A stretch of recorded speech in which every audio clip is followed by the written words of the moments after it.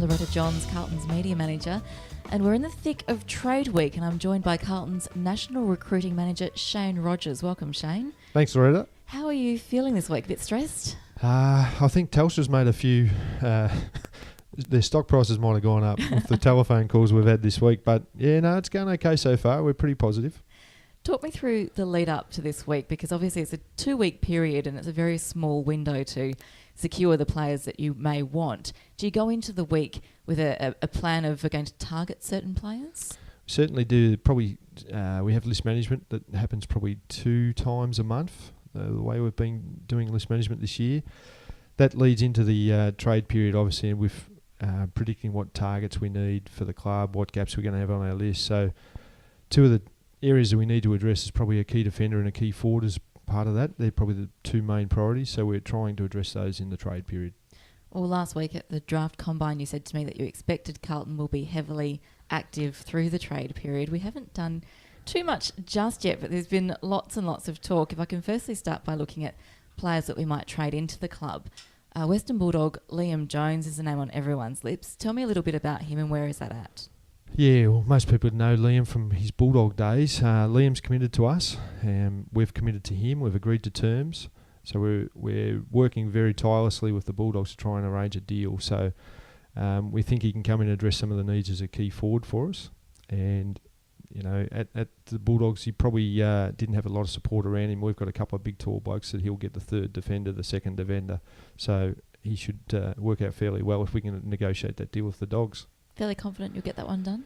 Pretty confident, yeah, pretty confident. We've still got a little bit of work to go, but we're in constant contact, probably ringing each other 4 or 5 times a day, so we're just trying to nut out that deal. So, trade week, supporters, and I cop it all the time, what have you done? It can't be that stressful. You haven't got many deals done at the time. There's a lot of work goes into getting a deal done, so I would guesstimate probably 200-300 calls a day, just trying to get deals done. And not... we're trying to find out what's going on at the other clubs to work out what picks everyone's got to try and get the deal done. So I think all list managers would be doing exactly the same. Should have bought Telstra shares before the week started. 100%. Another Bulldogs player, Jason Tutt, has been linked to Carlton. Have you spoken to him? Yes, we have. Again, Tutty's agreed to come to the Blues, so that's really exciting. We've had a lot of players that have expressed interest in coming, and that's the first step to get them to want to come. And obviously, after you've identified the need of what role he'll play. So we think he's a high half forward, someone who's got good speed and stamina and kicks the ball fairly well. And obviously losing Jeffy Garlett, that will be a player that we'll need to address on our list, and we don't have one on our list currently. So still working with the Dogs. I think I said on Trade Radio last week that'll be one of the last ones done, and I still probably tend to agree that will happen later in the week, next week. Well, we're still talking doggy land. I have to ask, Adam Cooney's been linked to Carlton. What can you tell me? Yeah, Adam Cooney's obviously a really good player, and we'd be wrapped if we could get him, but that's never going to happen. It's not going to happen in 2015 for the Blues. So Doggy supporters can rest at ease. Looks like he'll stay at the Dogs. Now, someone that would be a very handy inclusion is a tall forward down at Greater Western Sydney, Christian Jacks. Tell me about him, and how confident are you that we'll see him don the navy blue? Christian, we've been targeting for a long time. I think I had him at 5 in Australia 2 years ago when we picked Menzel.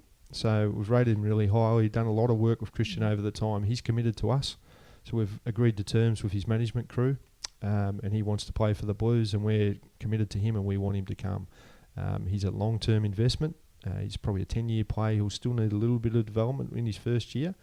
But it doesn't mean he won't play senior footy. We've just got to put the finishing touches onto him. So really excited and working hard to get that deal done. It's a priority. I guess with Jared Waite leaving as well, that does create an opportunity on the forward line for another tall forward to really work with Lockie and Levi. Yeah, I'll probably go against what you're saying there. I reckon he's probably a better defender. Okay. So Jonesy will probably come in and play in that forward role, and Christian will be able to play as a key defender. Initially, he won't be able to play centre back, full back. He'll be more a third tall.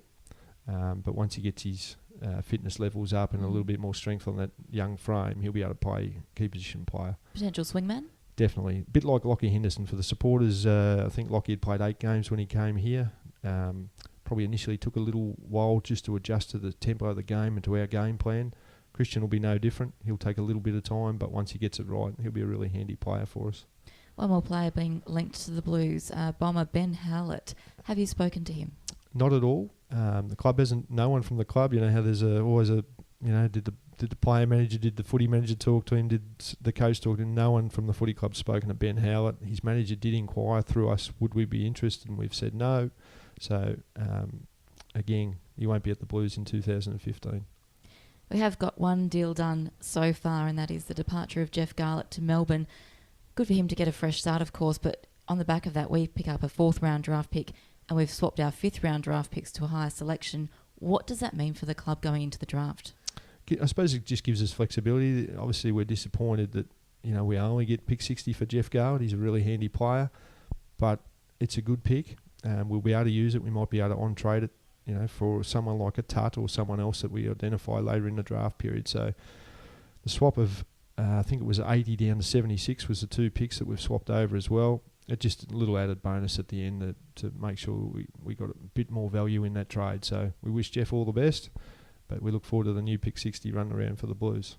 Another blue on the trading table, so to speak, is Mitch Robinson. Has there been any interest that you know of? There's been a few nibbles out there. I don't think there's anything concrete. And with those sort of players, it'll probably be later in that piece as well, a bit like Jason Tutt. So they'll once the big deals start to happen, and we assume that Christian Jacks will be the first of those big deals, that if that happens, it becomes like a domino effect, and all the other deals around that start falling. So clubs, I don't know why, but it's always that first big deal that goes, bang, they all start coming straight after that.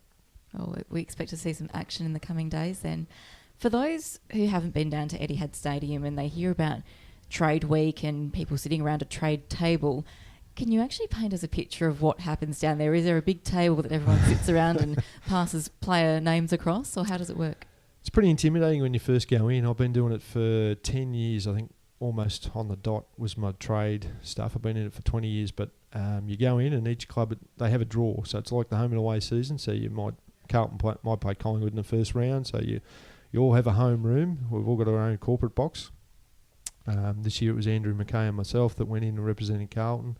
Sometimes you can have up to 12 people in those rooms, almost boxing on. So we go through our list. We say who's out of contract, who are the guys on the table, who are the ones that we want to move. And then the other club does the same, and from there becomes a debate on how you get that done. Probably not much happens on actual trade day. You come back here at the club, and we've already done a heap of work before that trade day starts, but then the phone calls start. So you're just ringing. If people have watched Draft Day, that latest7NFL movie, that's exactly what it's like. That was a very good movie. I saw that the other night. Very exciting. I have to ask, how's your poker face, and do you need it this week? It's probably not great. I'm probably a bit honest for the poker face. I'd hope that when people deal with me and the Carlton Footy Club, they know that we're upfront and honest. We get the best deal we can for the footy club, and we don't play games. So we target people that we want and we get them. So on the back of the trade period, we of course then look ahead to the draft. How many live picks do you expect to take into the draft? I'm going to have 5 picks. One of those picks will probably be carry over to the pre-season, so there'll be 4 live picks. And obviously we don't know the numbers of those picks yet, but we're obviously pretty keen to get as many picks as low as we can as possible. The carry-over pick probably doesn't mean much in regards to what pick it is, as long as you've got room in your salary cap to go to the pre-season draft and have a pick. So that's the strategy behind that. I know you've done a lot of work this year ahead of the draft. Tell me, how many interviews is it? We're up to 172 after the weekend. Fantastic. I've got 2 more on the weekend. Some of those are double up and triple ups, so there's probably 105 different players that we've had to interview. I think it's more this year because the draft's pretty much more even, and there's a lot more players in the draft. So the last thing you want to do at the footy club is roll out a player that you haven't spoken to and haven't met his parents and haven't done the coach interviews. So we've been really keen to get all those knocked over before, because there's actually a cut-off with the kids for their schooling, so you're not allowed to interview them last month, basically before the draft. So we try and knock those over as quick as we possibly can. So after this weekend, I think that'll be just about it. We won't have any more player interviews left, so there's a fair bit of work. And then come draft day, November 27 on the Gold Coast, you walk into the room there with a list of players. Roughly how many players would you have on that list? Depends on the draft year. I remember my first draft with the Menzel draft, we probably only had 25 players, and people will be horrified with the number. But what it is it's not the 25 best players in order, so it's not 1 down to 70. It's the best players for Carlton. Mm. So we automatically know who's going to go early, so we basically can work the first round out prior to going to the draft in a rough order. We won't get them all right, but we'll know 90% of it. And then the players after that just fall into line. So most people would say, do you pick out of order? If you just take 25 names in, do you guess it and go with your gut feel on the night? No, we don't. We have it in order. We've had debates, a lot of debates over the picks, the numbers, who's ranked where. Do you take the tall in front of the small or small in front of the tall? Mm. So all scenarios are worked out prior to the draft. What happens if that bloke goes? Who do you pick next? So our order, we actually just read straight off the next player. So if it's Troy Menzel, pick 11, and all the 10 blokes have gone in front of Troy Menzel on our list, we pick Troy Menzel. Okay. So that's a good insight for the listeners. Now, I know you're not going to tell me who we're looking at. You did touch on it before, but specifically through the draft, what types of players will you be looking at? Yeah, well, I can't give away too much. Obviously, the best players are the good players. All I can say is Mick's given me an imprimatur to bring in, and I'll read off the top of my head. 2 half forwards, 2 midfielders, a centre back and a centre half forward, a rookie ruckman, and a winger. So you can work that out. That's about 9 players. So we'll probably bring in, on average, about 9 to 10 players this year. They'll all be under 23. So we're regenerating the footy club whilst trying to win. So we're really keen on having a good year next year, as well as bringing some youth into the footy club. So that's the strategy, to really bolster, I guess, with regenerating the list with youth in the early 20s? Early 20s, yes. Well, Shane Rogers, thank you very much for your time, and all the very best for the rest of Trade Week. Thanks very much.